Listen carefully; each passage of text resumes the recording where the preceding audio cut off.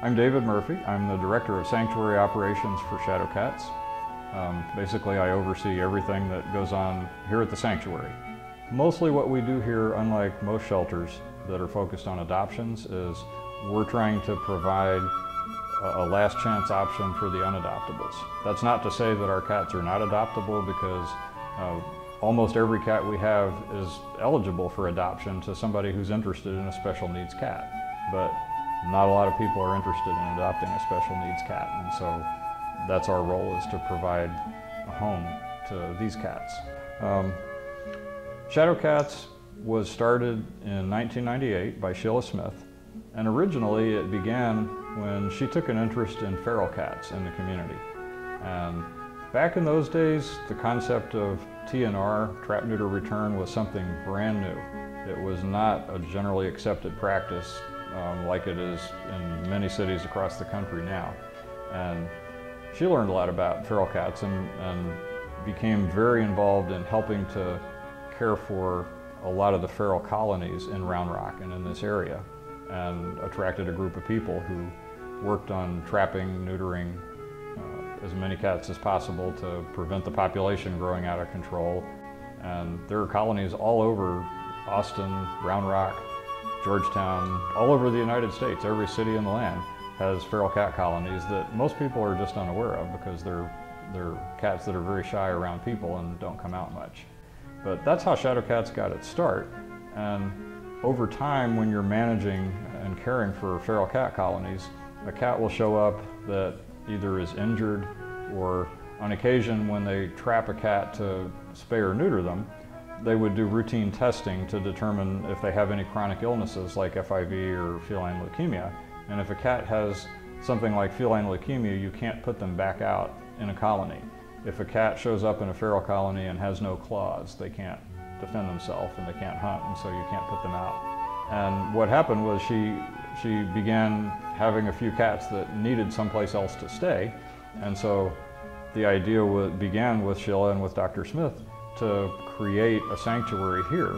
And they started on a very small scale and built a very small enclosure on the back of the house. And the original sanctuary had 7 cats. And so the sanctuary grew and grew. And in those days, Shadow Cats was very much focused on adoptions. We actually had an adoption shelter in the same shopping center as Central Texas Cat Hospital. And so they rescued and adopted out many cats back in those days. But unfortunately, what happened was that the adoption shelter became a dumping ground for cats. And that began to spiral out of control, and there was just no way on the small scale that Shadow Cats operates to control that. So the only option was to close the adoption shelter.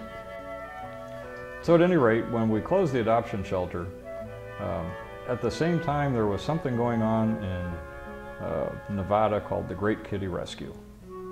It's the largest cat rescue, I believe, ever attempted in the United States. There was a hoarding situation with what started out as a rescue group and spiraled out of control in the Nevada desert.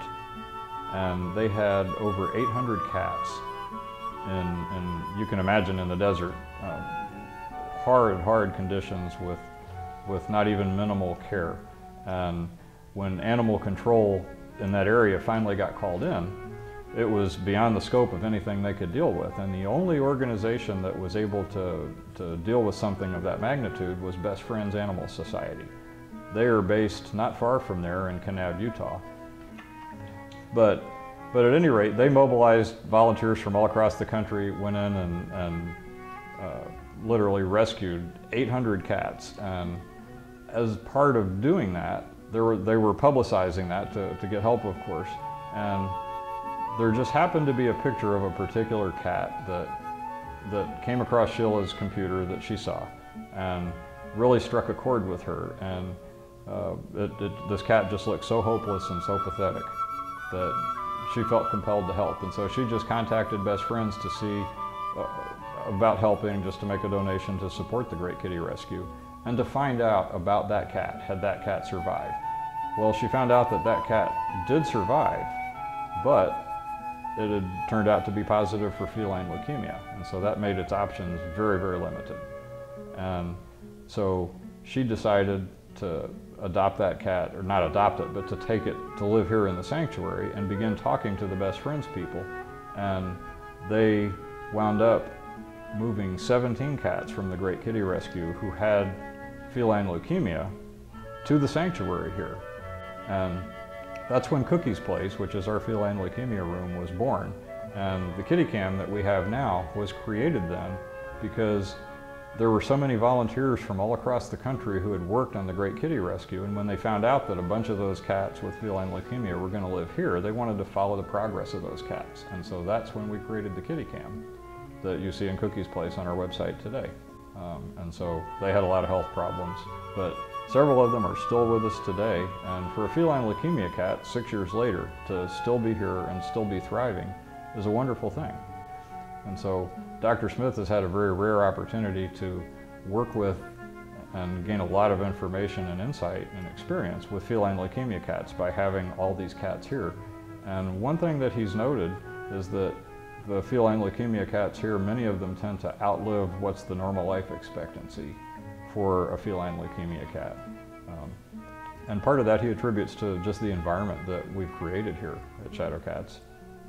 They not only have good medical care and good nutrition, but they have a wonderful environment. They have a very happy place to live. If you've ever looked at the kitty cam and seen the scene in Cookie's Place and all those cats in there playing, and what you can't see is that they also have an outdoor 2-story deck that overlooks the creek and the trees and everything. So they have a wonderful environment to live in, and that has resulted in them having better health than you would expect for cats with feline leukemia. But while they're alive and with us, and in some cases for many years, they have a wonderful life. And that's one of the reasons why we do what we do here, is because we believe that these cats really deserve a chance at life as much as any other cat. And so every cat that comes through our doors, we want to give them as wonderful a life as we can, whether it turns out to be for a month or for 10 years. What I always tell new volunteers is that one of the things about coming here is that when you come here and spend time with these cats and help care for them, at the end of the day, when it's time to go home, you'll know that you really made a difference, that what you did here mattered. It made a tangible difference. And when you come back next week and you walk in the door and you see the cats' faces light up and some of them come run to you, that's what it's all about. The future of Shadow Cats. Over the years, as our focus has shifted a little bit away from feral colonies and adoptions and on lifetime care to cats with serious health problems, behavioral issues here, that's made the sanctuary a little bit bigger focus, because there was a period where the sanctuary grew from 7 cats to the 85 that we have now. And that was an evolutionary period. And at 85, that's a pretty comfortable amount of cats for us to have, and we're not going to be able to take more cats than that. One of the things that we will probably do is increase our emphasis on caring for cats with feline leukemia. And the biggest reason for that is because, having worked with these cats, it's been a wonderful experience providing a life to cats that would otherwise have not had a life at all. And also because there's such a great need for that. There are so few places that take in feline leukemia cats. It's a very happy occasion when a feline leukemia cat gets to come here. It's happy for the cat, and it's happy for us to welcome in and know that somebody's life just got saved. The sad part of that people don't know, that's kind of the behind the scenes, is that we say no many more times than we're able to say yes. And we say that no knowing that it probably means that cat has no other options. And that's a very hard thing to do. So I think the future of Shadow Cats is very much the sanctuary and what we're doing here, and providing lifetime care for cats that are unlikely to have any other option. And over time, the cats with the greatest need are the feline leukemia cats, and that's going to be a growing emphasis for us.